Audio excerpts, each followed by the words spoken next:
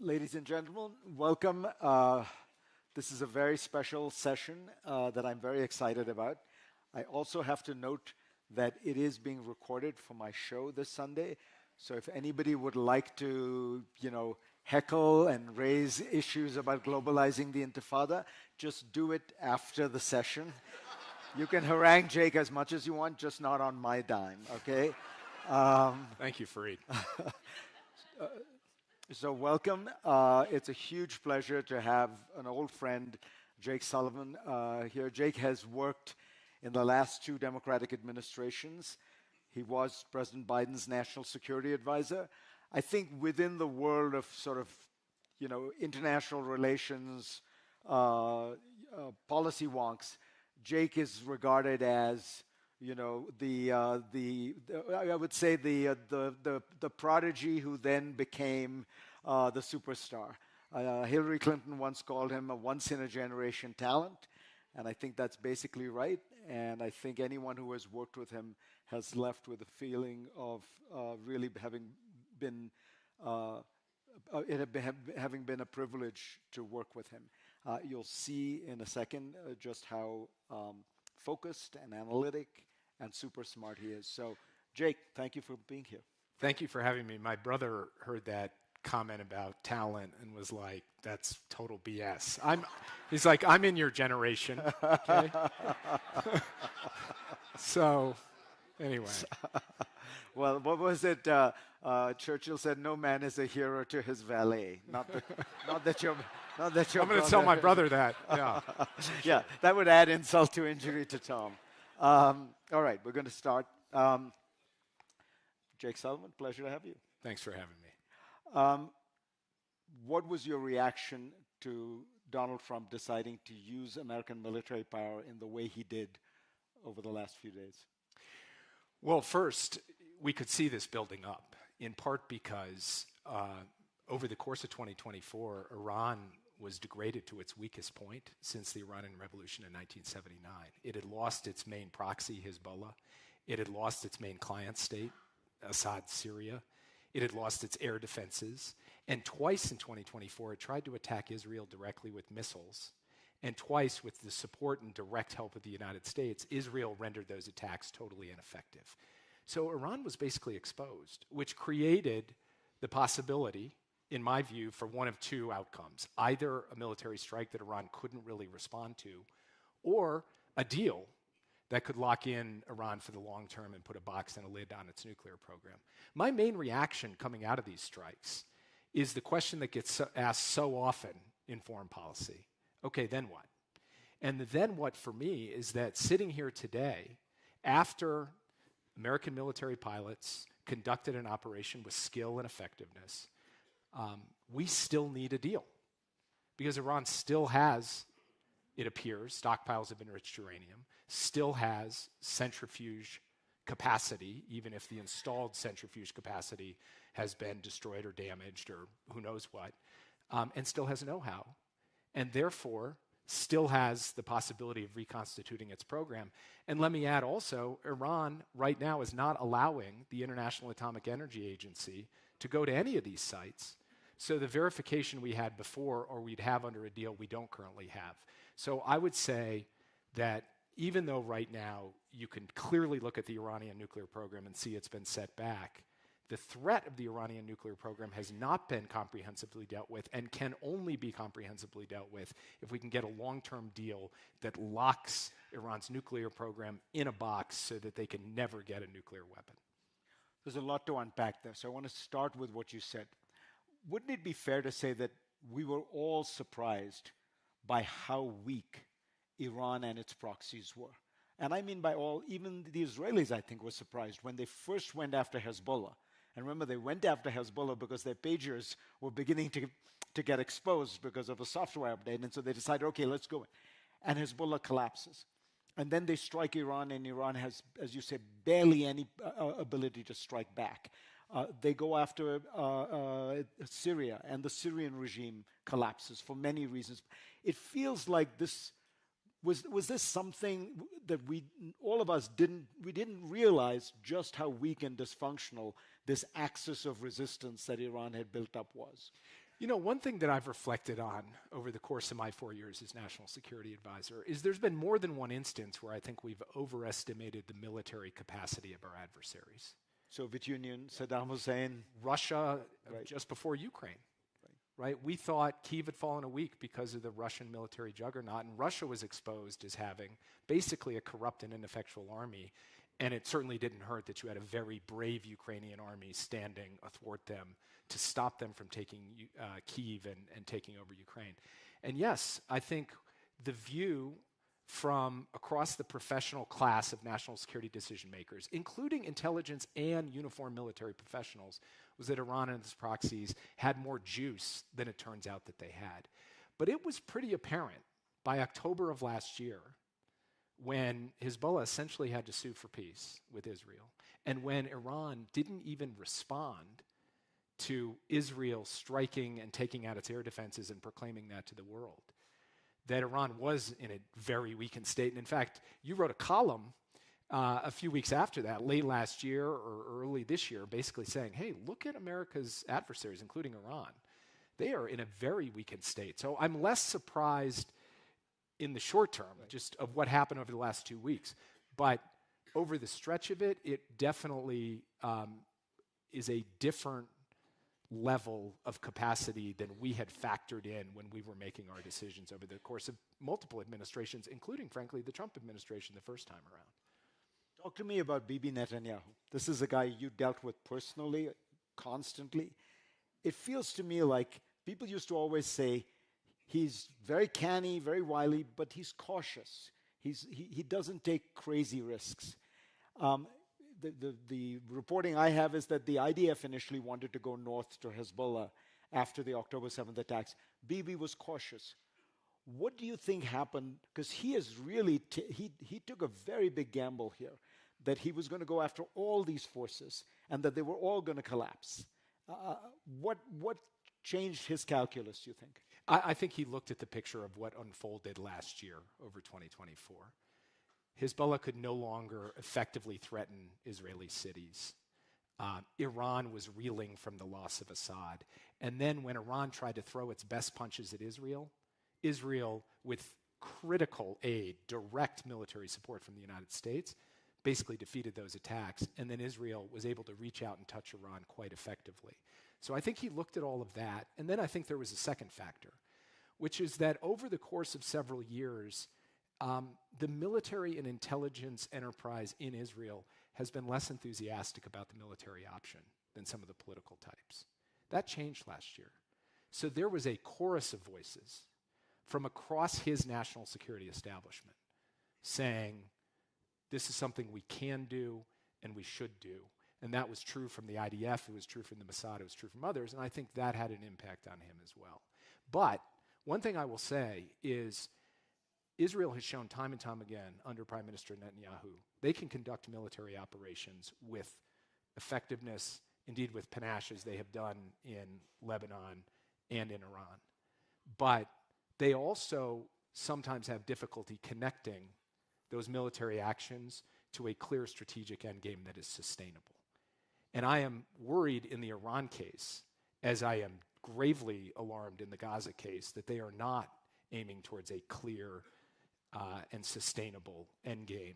And I think that's why U.S. policy has to be clear-eyed. We've seen what's happened over the last 12 days. Now we need to turn to getting a diplomatic solution that can sustain for the long term. And Israel may not want to go along with that, but I think President Trump would be right to press for that.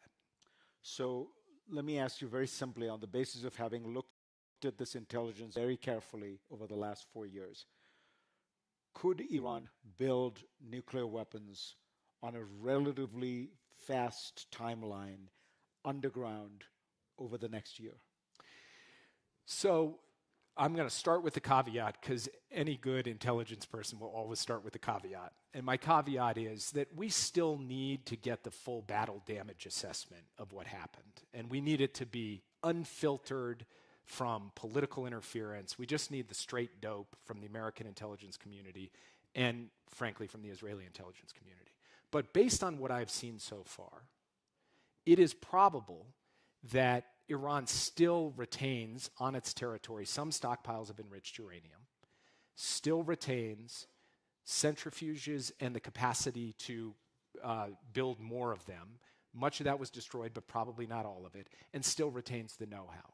So if they woke up tomorrow and said, we are going for it, it's not implausible to me that a crash military program could be conducted in as little as a year. I've heard from some Israelis who say 2 or 3 years.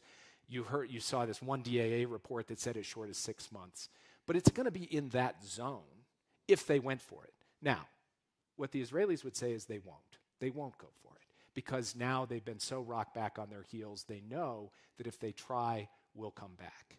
But the problem is that will leave us in a weird limbo where Iran has this capability and maybe they go deep underground and try to do it. And the answer may have to be just constant, persistent military strikes to ensure they don't do it. That is not the best outcome. The best outcome, as I've said, would be a deal. And I'll make one more point. We tend to hold the outcome of military action to a much lower standard than the outcome of a diplomatic negotiation. What do I mean by that? If I came to you and said, Fareed, I've got a deal with the Iranians. They're not going to build a nuclear weapon. And you said to me, well, did you get all their enriched uranium? I said, no, I think it's buried, but I'm not sure. Well, did you get all their centrifuges? No, not all of them. Are the inspectors there? Not right now, but hopefully we'll get them back. That's the current situation. If I told you that was the deal we had struck with the Iranians, you'd say it's a terrible deal. And so, from my perspective, we need to make sure we keep our eye on the prize, which is a long-term cutoff of any pathway to a nuclear weapon in Iran. And I continue to believe that that will require a diplomatic agreement that resolves all of those questions that currently don't have completely decisive answers. What do you think President Trump's role in it going forward should be? What should he be trying to do? Because as you pointed out, the Israelis don't really think they need a deal. They think they can essentially just keep going in and periodically bombing the Iranians if they see something that seems suspicious. Right. I think that is, from the American national security interest, that kind of strategic limbo is basically a source of instability and uncertainty and risk. And it's not necessary because I believe a deal is available. I believe the Iranians would come to the table and do a serious agreement that would have verification, that would deal with the stockpile, that would deal with all the issues that the first Iran nuclear deal dealt with. And by the way, we're talking right now about a year, 2 years, 3 years. The JCPOA was 15 years, okay? So from the U.S. perspective, it is clear that getting back to the table and trying to do an agreement makes sense. We hear some soundings from the administration they're interested in doing that, others maybe less so.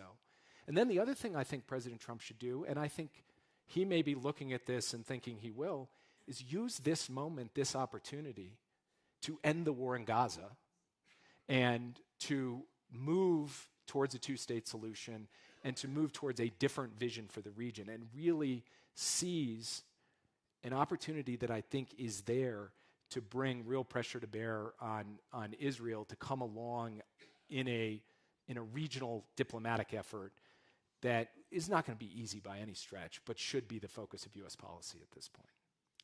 Let me ask you about Gaza, but starting with something that you must get asked a lot and controversy swirls.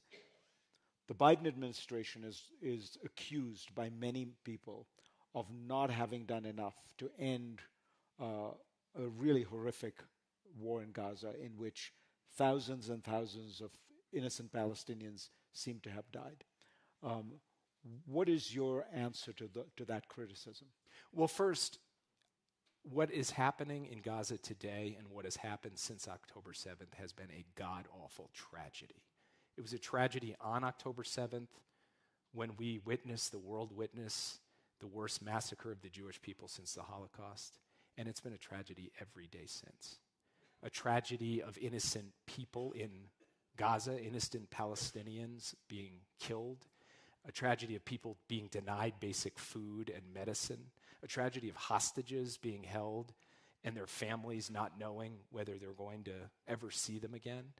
And that's, if you work on these issues, as a human being, as someone who has a beating heart, like, you have to feel the weight of that. And I felt the weight of that every day in office. I feel and carry the weight of that still. And I ask the question, what else, what more could we have done? And I'm open to a robust and good faith debate with people who have different views. One of the main arguments people made was you should cut off weapons to Israel. We did stop sending them 2,000-pound bombs, which we regarded as especially destructive of civilians without being proportional in terms of their military targets. But one of the challenges we faced last year in cutting off arms generally to Israel wasn't just fighting in Gaza. It was being attacked by Hezbollah, by Syrian militias, by Iraqi militias, by the Houthis, and by Iran itself.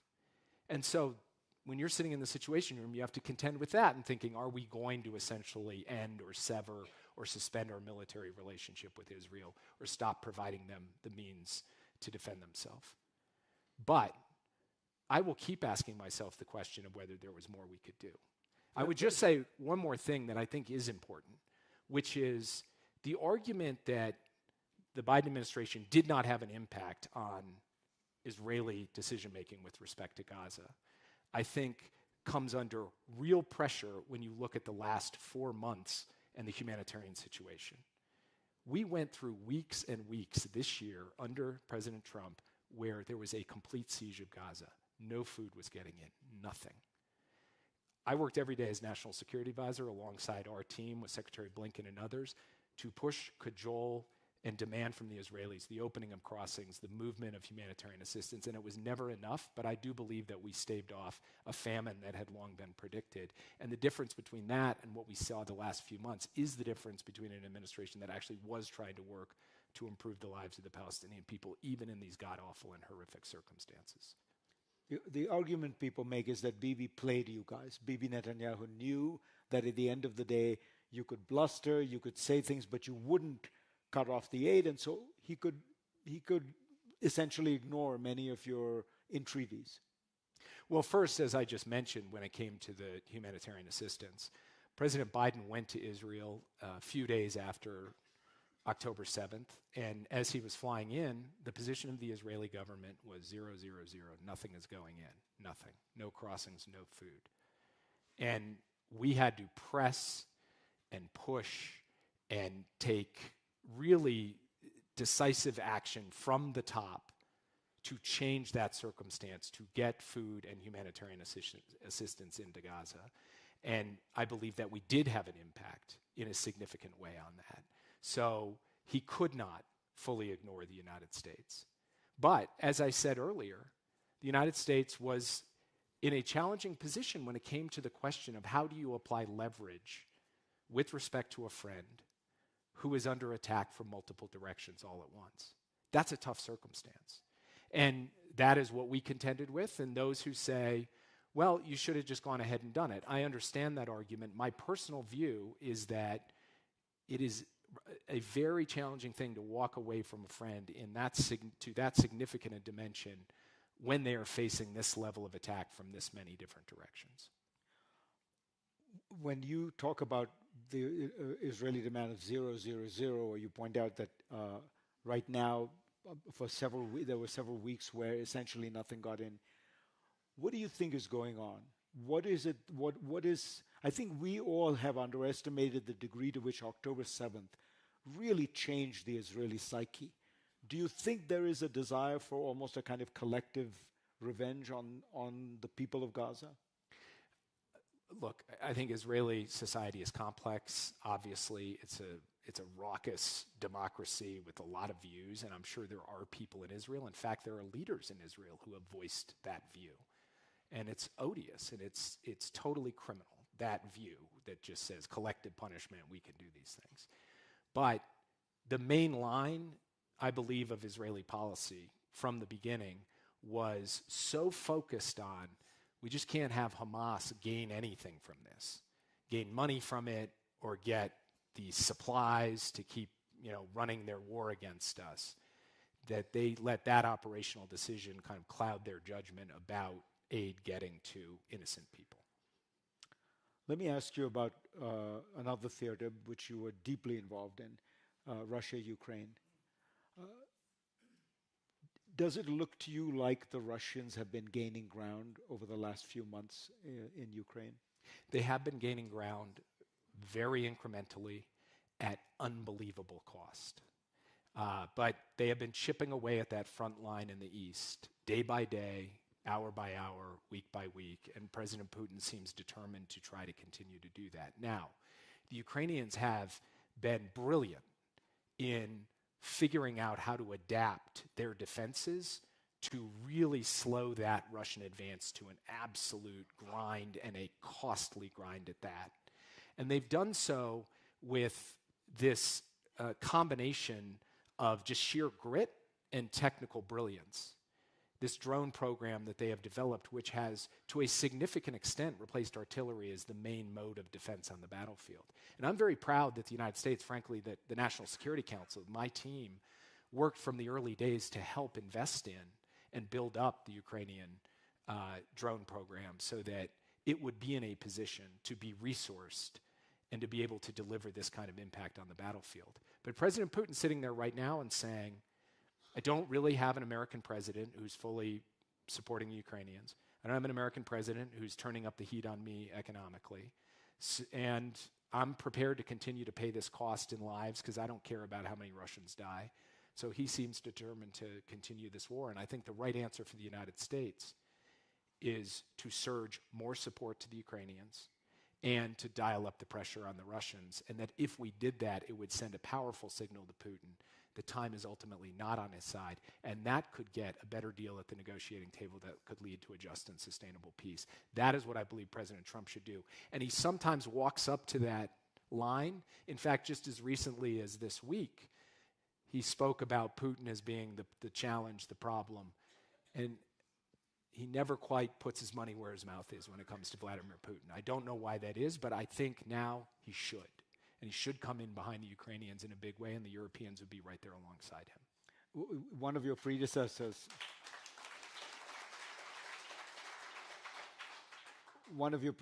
General McMaster, who I think was Trump's national security advisor in the first term for about a year, said in his memoirs that after working a year with Donald Trump every day, the one thing I could never figure out was why he was so favorably inclined towards Russia and Putin. Do you have a theory? I actually don't have a theory, and I know it's kind of a lame answer, but yeah, someone said yeah, but what is demonstrably, manifestly true is that President Trump is prepared to stick it to friends. He's prepared to stick it to foes. He's prepared to stick it to competitors like Xi Jinping, 145% tariffs. But he's never prepared to stick it to Vladimir Putin. When he put out his tariffs, almost every country in the world got tariffs. Lesotho got tariffs. Ukraine got tariffs. Russia did not get tariffs. So, do you have a theory? No. I mean, it is puzzling. The tariff case is fascinating, right? Because when asked, I think either he or one of his aides said, well, it's because we don't import anything from them because there's sanctions on. But actually, we import a lot more from Russia than from Lesotho. In fact, we import more from Russia than pretty much all of Africa, I think, if you take energy exports out. So, it has been one of the central puzzles. Even in the 2 weeks ago, he was asked, do you think it's time to put sanctions on Russia? And he said, yeah, I think it's time to put sanctions on Russia and Ukraine. So there's something there where one piece of it, I wonder, this is not, he's a creature of we forget he's 78, 79 years old. He's a creature of the Cold War. I think he thinks of Russia in these very grand, elevated terms, that he's going to make a deal. It's something like Kennedy meeting Khrushchev, Nixon meeting Brezhnev, and Trump meeting Putin. The truth is, Russia is a dysfunctional, bankrupt economy. I mean, it's smaller than the Netherlands. I would guess in 5 years the Polish economy might be bigger than the Russian economy. If we were to actually get our act together, in 10 or 15 years, the Ukrainian economy could be bigger than the Russian economy. But I think he has this fantasy about Russia. Anyway, that's the above board explanation. There are many others, as you know. But you see how I did that, got the question back over to him. So it's, So when you were a national security advisor, you gave a couple of speeches and then put in place a bunch of policies which were designed to help bring manufacturing back to the United States. Donald Trump and his team say that is the central focus of what they want to do. And they've put in place a whole bunch of policies, very different from yours, and largely rolled back a lot of your policies. Do you think they're doing the right thing? Well, first, I want to just slightly amend what our policy thrust was, bring manufacturing back to the U.S. Our focus was on being able to build in this country in strategic sectors that were going to define the future. Chips, clean energy, battery technology, critical ingredients for biotechnology. And our concept was, one, yes, in fact, Americans ought to be able to produce these cutting-edge things just like everybody else, and we make no bones about that. Two, we should not be reliant on any other country in the world. We don't have to make it all here, but we should have the capacity to make it. And three, I have a deep belief that a country that loses its capacity to build erodes its capacity to innovate, that there's a feedback loop. And doing the innovation here and then all of the production over there is a net negative for the United States.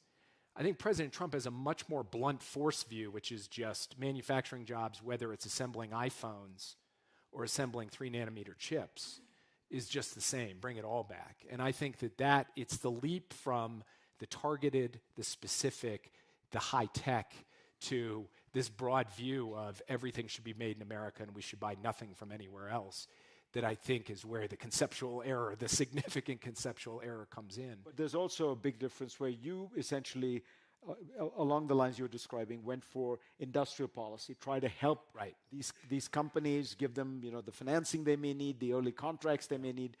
Whereas Trump, it's almost all tariffs. What do you think of the tariffs? I think these broad-based tariffs that are just applied not to be a targeted countermeasure against a specific economic or national security harm, but are just, here's 10% for everybody, here's 50% for everybody. These essentially are a tax on the middle class.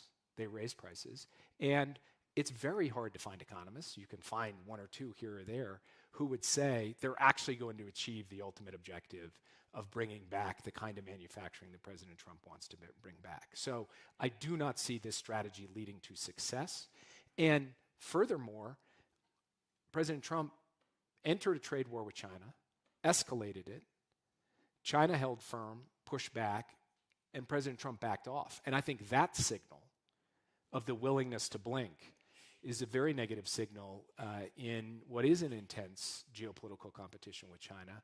So the other factor of slapping on these tariffs, then daring other countries to react and getting into a back and forth with friend and competitor alike, I think also just creates a huge number of risks that go way beyond just the economic consequences. And we're seeing that play out in real time right now.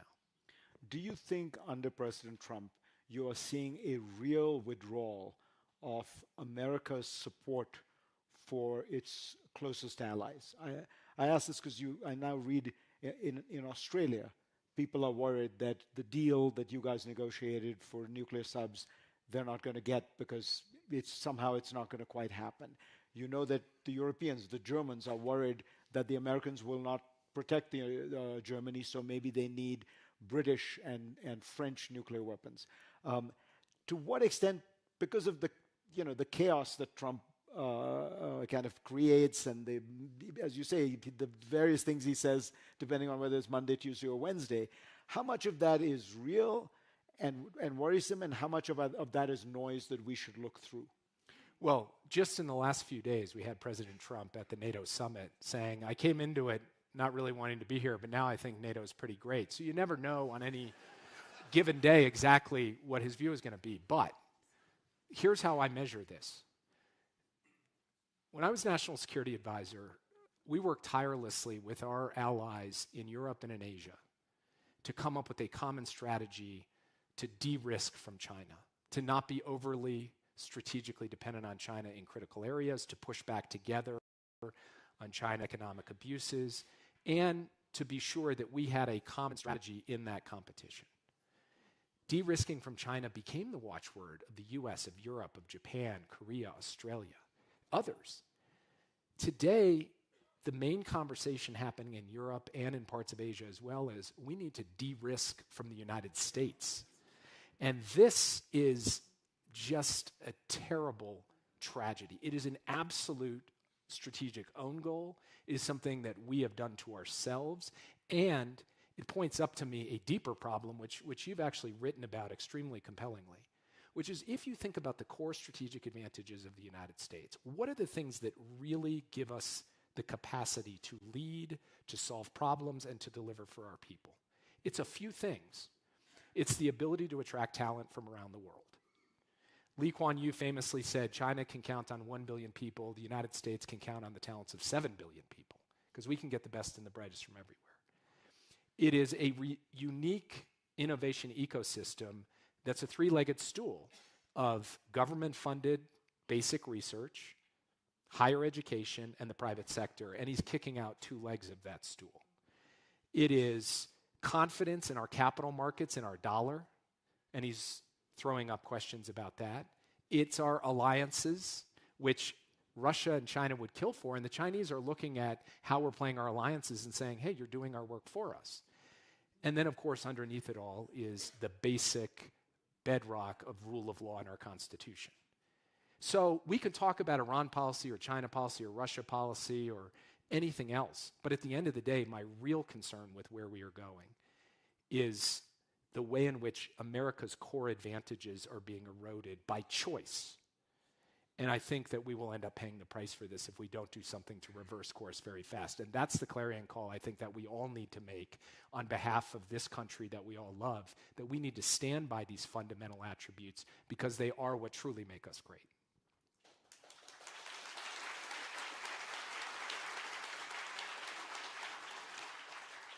All right, let's open it up to questions. Sir, at the back there. Yeah. Let us get a mic to you. So here you're talking about, and you know, in our democracy, administrations change every 4 or 8 years. So policies change every 4 or 8 years. So how does Iran policy, how does all these policies transform all these different times of changes in administration? What you're talking about is different what's happening today. What happened with JCPOA 15 years ago is different than the policy today. And the governments you're dealing with are long-term. Iran has been in for 36 years. China is going to be in for a long period of time. They can outwait what we're doing to our policies or our leaders change. How do we transcend all these periods of time? It's a great question, and it's something that we have to acknowledge and recognize is a challenge that any democracy has compared to an authoritarian regime. Now, we have huge advantages they don't have. We have, I think, a much greater capacity for accountability and self-correction, for innovation. So you take the challenges with all of the huge benefits, but it's not just generically how does a change in administration affect any given democracy. It's how extreme these swings are getting in the United States. And there's a lot of reasons for that, but I think one of the key ones is this old adage that politics stops at the water's edge has been completely lost. We have politicized everything about our foreign policy and national security, and I think that has been to our strategic detriment. I think getting back to a notion where we try to take down the heat and bring some more light to the overall conversation about how we are engaging in the world would be very valuable. It doesn't mean you can't have robust criticism. I've offered some from this stage, but we should do it in a way where we're not just trying to tear each other down. And I think that that's really been a change in the last 15, 20 years. This level of politicization of everything in the foreign policy and national security realm. And I think we would do well. It's not going to mean that there aren't going to be divergences in policy, and the JCPOA is a good example of one of those. But it's a way to manage that more effectively so that at least for some of the core, the really fundamental things, you can keep the administration running along a common track. And I'll give you an example of a policy. You know, I spent a lot of time in the transition working closely with the incoming administration because I really felt it was my job to ensure a smooth handoff and a smooth passing of the baton and have them set up for as much success as possible on behalf of this country. And one of the areas that we talked a lot about was semiconductor export controls vis-a-vis China. And actually, in the early months, the Trump administration has taken some steps to advance that policy. Will that continue or not? I don't know. But what I can say is that practitioners who are, transitioning in and out have to look at what the previous administration did and not just always say, we got to just throw it all out because those guys were a bunch of bums. You got to think and say, what are the elements that we should really double down on and continue, even in cases where we might have modest policy objections? Fareed mentioned AUKUS. Walking away from AUKUS at this point would be a terrible mistake, and I still believe we're not going to do that because it would be such a manifest mistake. But it's that kind of thing that I think we need to see a consistent and steady engagement on from administration to administration. And then the last point I'd make is that the strength of our national security enterprise are not the guys who come in and out every few years. It's the professionals in our military or intelligence community, our diplomatic service, our foreign aid service, across the board. Decimating or politicizing or denigrating those people will not help with any form of continuity over the long term, so I think we should definitely knock that off.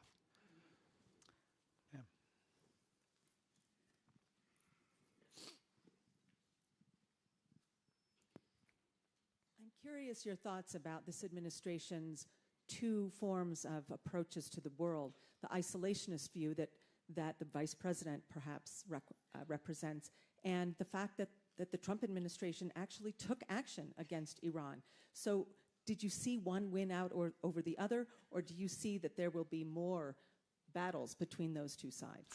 I do think it's interesting that within the right, and it's true on the left as well, that there is a real divide over America's role in the world, especially when it comes to military action. And we saw that play out in living color in the Tucker Carlson, Ted Cruz back and forth, which really kind of typified how there is an element of the MAGA movement that is deeply against any form of military action. But I actually don't like quoting myself, but I'm about to anyway, I guess. Wrote a piece back in 2019 in The Atlantic where the case I was making is Trump has never been an isolationist. He is an aggressive unilateralist. He believes in acting in the world. He just believes in acting alone, not through multilateral institutions, not through alliances. And I believe that actually the Iran case is an example of that. Now, the one thing that was definitely true of the first Trump administration, was true of the Trump campaign, and was true of the early months of this administration, was that he always said, I don't want to get involved in any military conflicts. I'll be an aggressive unilateralist on tariffs or other forms of pressure and coercion. I'll attack terrorists like Baghdadi, but directly engaging in a state-to-state military conflict, that was something he didn't do in the first term, initiate. And he indicated in the first few months when he was doing the Iran negotiations, he didn't want to do it now. Something flipped there. I think what flipped is basically the Israelis were having great success, and President Trump said, I'd like to be a part of that. From my perspective, this is not deeply inconsistent with his overall worldview, but it does remove a restraint that had previously been there, which is he doesn't really want to use military force a lot. So it raises a question about the next 3.5 years, whether now he will think, hey, going and taking these bombing runs in other countries can be a good thing. And that's something we're going to have to watch out for. The B-2 bomber is, in a way, the ultimate expression of this kind of American unilateralism. The plane takes off from Missouri, never touches any foreign land, never needs no allies' approval is needed, nothing, goes, delivers its target, is back in Missouri. I mean, it's an extraordinary expression of American power, but it represents that kind of unilateralism. Ma'am. No, let's so that everyone else can hear. Yeah.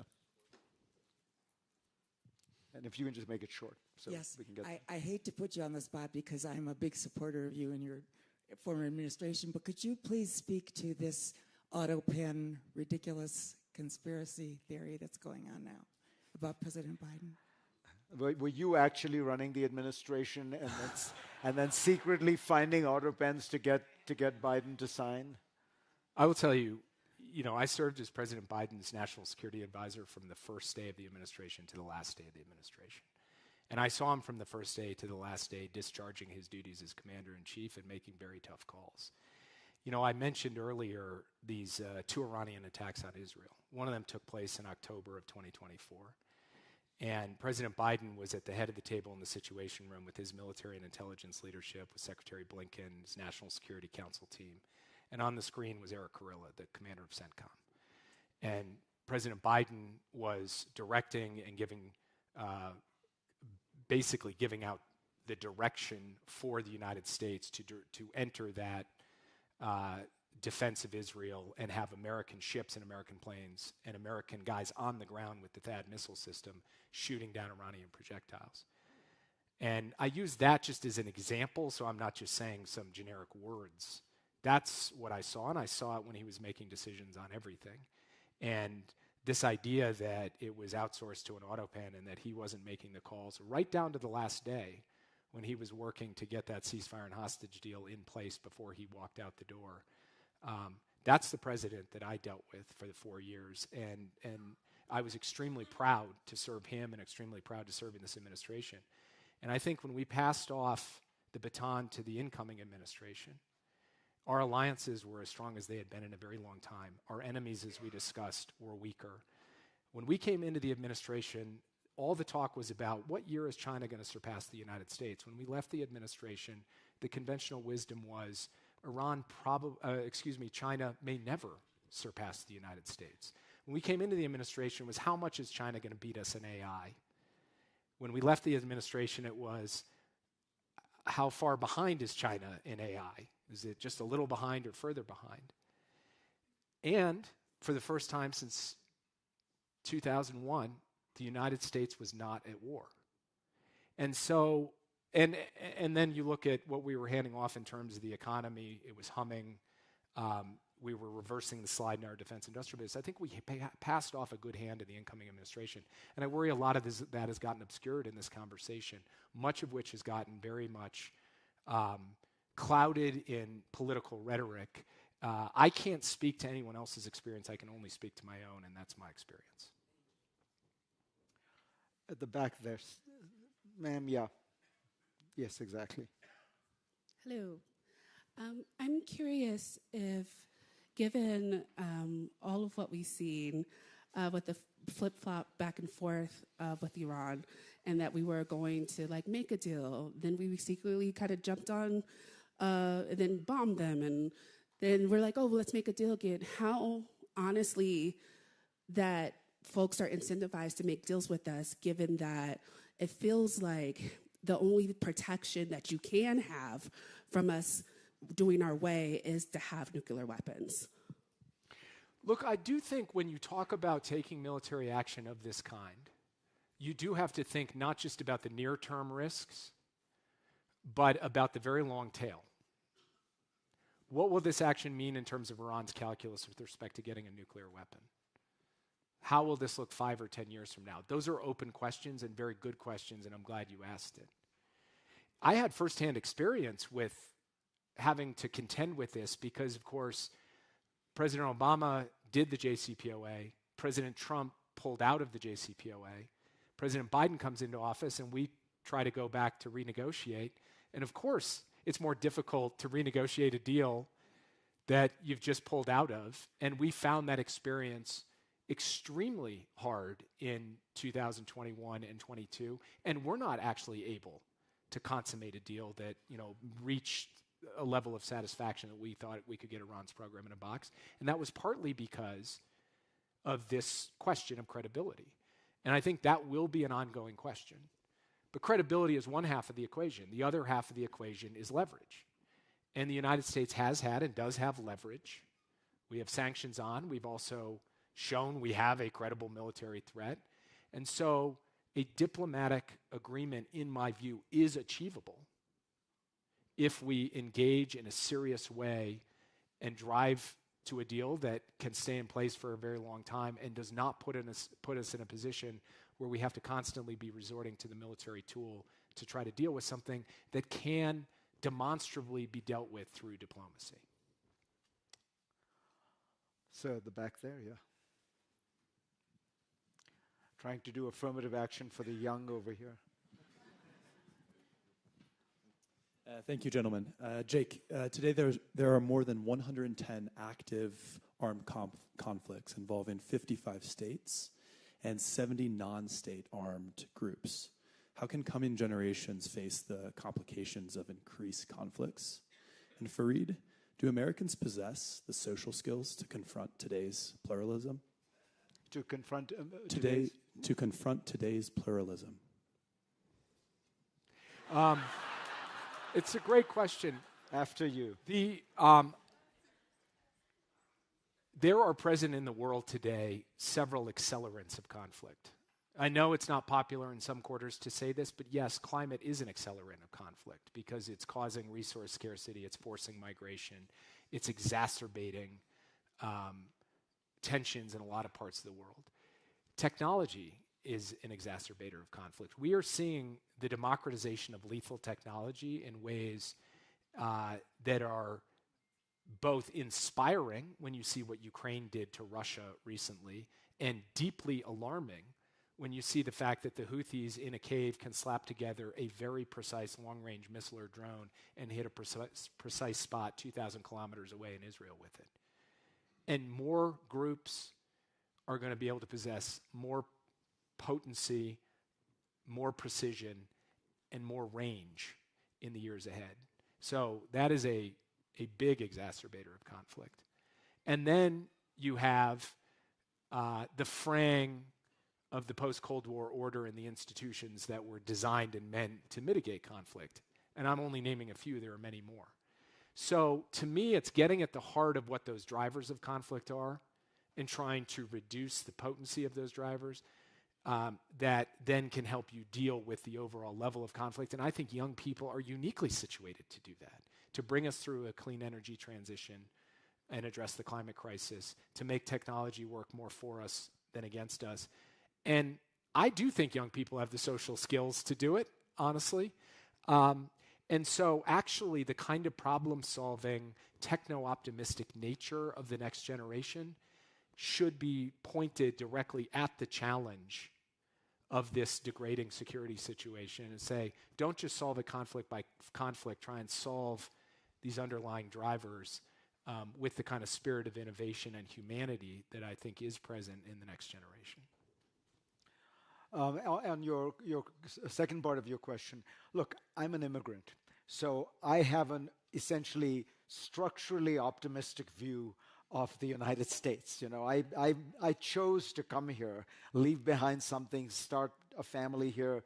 You know, so I always have the sense that the United States looks much worse than it is because we wash our dirty laundry in the public. All the problems are aired and re-aired. And so what you're going through now in particular is, I think, a period of great rethinking of what the nature of American democracy is, what the nature of the American economy is, what are our relations with the rest of the world. And it's probably better to have that all aired, to have it all exposed, to in a sense, wrestle with all of it, rather than to just hope that we can keep things under control. You know, this group of people, the kind of technocratic elites who've been running things, continue to run things. Maybe this is better because you are forced to confront the opposition, the divisions, the debates. And I hope what we will come to realize is that what we have is incredibly precious. What we have is, the oldest constitutional democracy in the world. What we have is this incredible, rich civil society and the innovation that the economy produces. What we have is a world that we have created since 1945 that is unlike anything before it, that has been able to transform not just the international political system, but create an international economy that has lifted maybe 500 million people out of poverty, that it has put human rights on the agenda in a way that it never has. You know, one of the tragedies of what has happened with USAID is the United States basically invented foreign aid. This was not something that really was done before 1945. And the United States, as the victor of the greatest conflict in the world, said, we don't want reparations, we don't want revenge, we will actually spend money to build up our former enemies. I mean, to me, it all feels pretty special and unusual, and I think it would be one of the great tragedies of the world to let that all go. But maybe we have to have that conversation, and it can't just be all on authority and faith and look, it's all going to work out. At least that's my hope, because I've got 3 kids in this fight. So thank you all very much. Thank you, Jake.